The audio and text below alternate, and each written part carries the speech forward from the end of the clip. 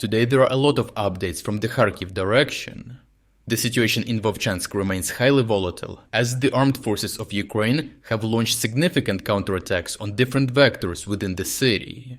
Recent developments indicate substantial gains by Ukrainian forces, who have managed to recapture several key areas within the city. The armed forces of Ukraine have successfully counterattacked in Vovchansk, recapturing several blocks and pushing Russian forces out of parts of the city center. According to a renowned German press military analyst, in mid-May, Russian forces captured the northern part of Vovchansk and expanded to several central blocks.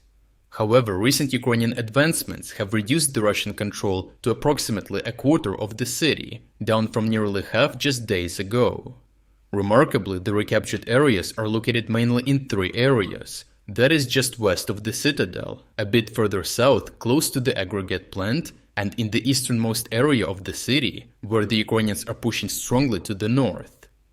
This shift in control highlights the effectiveness of the Ukrainian counteroffensive efforts. In particular, recent reports underline the importance of the Ukrainian success in holding their positions in the Citadel. This area is characterized by high, well-fortified buildings that are used by Ukrainian forces to decimate any Russian advance into the area. Geolocated footage corroborates reports of Ukrainian forces making significant headway and reclaiming different critical areas previously under Russian control. The first video shows the tight surveillance reconnaissance drones keep over the streets of Vovchansk. The drone detects a group of infantry trying to hide in a garage area. After the first impact of an FPV drone, some soldiers managed to escape and take shelter in a second garage just 20 meters away from the first one. Unfortunately for the Russians, the whole scene is captured by the reconnaissance drone, which marks the target to a second FPV drone that hits the garage, eliminating the Russian soldiers who were trying to take shelter there. A second video shows a building west of the aggregates plant, taken as a shelter by a Russian infantry group. Reconnaissance teams mark the target for Ukrainian artillery that delivers a devastating barrage on the building, demolishing it. The images suggest that Ukrainian artillery equipment is still fully operational and that Russian counter-battery efforts are therefore proving unsuccessful. If you want access to original uncensored combat footage, you can find it on our Telegram channel using the link in the description. For their part, Russian forces relied mainly on airstrikes with glide bombs, although for the moment, Ukrainian forces have managed to hold positions and use them to launch their counterattacks. Numerous videos appeared recently with drone panoramic views of the city of Vovchansk, showing how the Russians are trying to level it completely. A prominent Russian mill blogger has outlined three primary reasons for the stalling of the Russian offensive operation in northern Kharkiv region.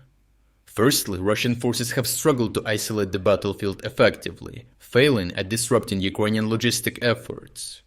Despite Russian heavy shelling and the destruction of numerous bridges using glider bombs, Ukrainian engineers have continuously repaired and established pontoon crossing points, ensuring the steady supply of Ukrainian forces north of the Vovcha River. Secondly, Ukrainian FPV drones have significantly hindered Russian infantry advancements within the city. In addition, a considerable presence of Ukrainian snipers and special forces, particularly the Kraken unit, has further hampered Russian efforts. Thirdly, Russian counter-battery warfare has for the most part failed to constrain Ukrainian artillery fire, allowing Ukrainian forces to maintain a robust offensive capability. In a turn of events, the American administration has recently permitted Ukraine to use US-provided weapons, including HIMARS rockets, for counter-fire purposes against Russian forces on Russian soil in the Kharkiv direction. This long-awaited decision led to immediate and numerous HIMARS attacks on Russian bases, equipment, ammunition depots, and anti-aircraft systems throughout the Belgorod region.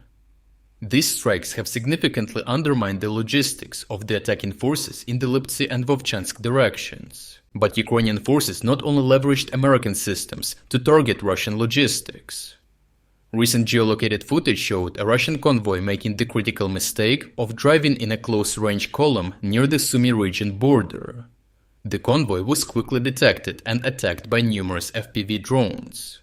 The dramatic scenes show how several of the vehicles tried to flee and hide among several groves of trees, while Ukrainian drone operators meticulously targeted and destroyed all 18 vehicles in the convoy, highlighting the effectiveness of Ukrainian drone warfare.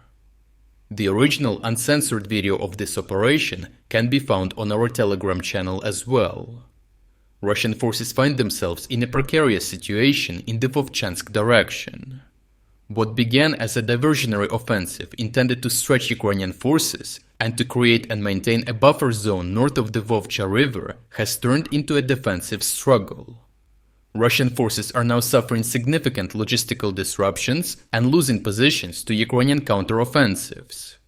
As the last nail in the coffin, the American decision to allow Ukrainian attacks with American weapons on Russian territory has derailed Russian plans, forcing them to assume substantial and disproportionate personnel and equipment losses to avoid the political fallout of a withdrawal only after a month of the beginning of the offensive. Overall, the situation in Vovchansk remains highly contested, with Ukrainian forces making significant gains through effective counteroffensive operations. The considerable personnel superiority, along with the massive use of drones, artillery, and US-provided weapons allowance on Russian territory, has shifted the momentum in favor of Ukraine. The continuous disruptions to Russian logistics and the recapture of key areas by Ukrainian forces indicates that the upper hand in this direction has definitely shifted to the Ukrainian side. If you're against the invasion of Ukraine and you want to support the work that I am doing, consider making a purchase in the online store UA Supporter. Here you can find a lot of products with Ukrainian symbols to not only show your support for this channel but also for Ukraine. The link to the online store is in the description. Thank you for watching this report, and I will see you in the next one.